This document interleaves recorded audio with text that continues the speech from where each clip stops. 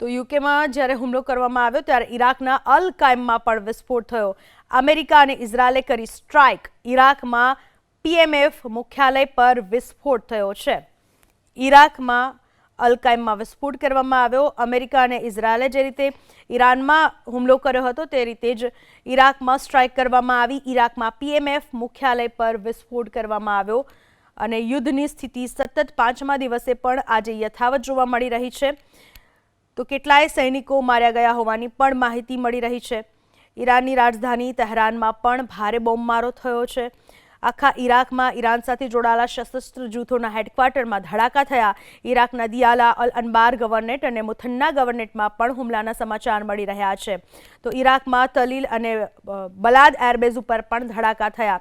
ઈરાકના નસીરિયામાં તલીલ airbase અને F-16 હથિયારોના જથ્થાવાળા Balad airbase પર પણ ધડાકાના સમાચાર. તહેરાનમાં પણ બોમ્બમારો સતત ચાલુ છે. અલ જઝીરા તહેરાનમાં પ્લેન અને ધડાકાના અવાજો છવાયેલા છે.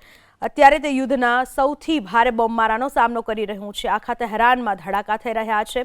બીજી બાજુ ઈરાને એવો દાવો કર્યો કે અમેરિકી F-15 ઈગલ જેટ તોડી પાડવામાં આવ્યું છે.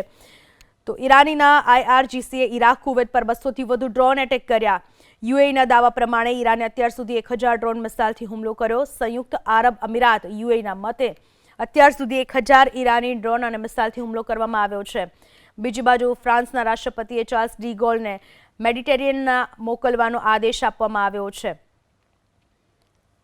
તો સાથે સાથે ઈરાનમાં અત્યારે સ્થિતિ તંગ છે. તુર્કીના વિદેશ મંત્રીના મતે જો ઈરાન હુમલા ચાલુ રાખશે તો પીડિત દેશો ચૂપ નહીં બેસે, સામે હુમલા કરવામાં આવશે.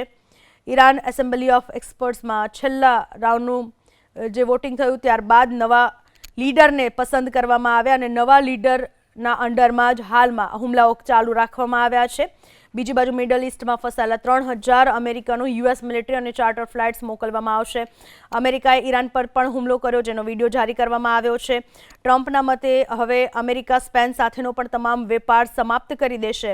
યુએસના રાષ્ટ્રપતિ ડોનાલ્ડ ટ્રમ્પે આ પ્રકારની જાહેરાત કરી.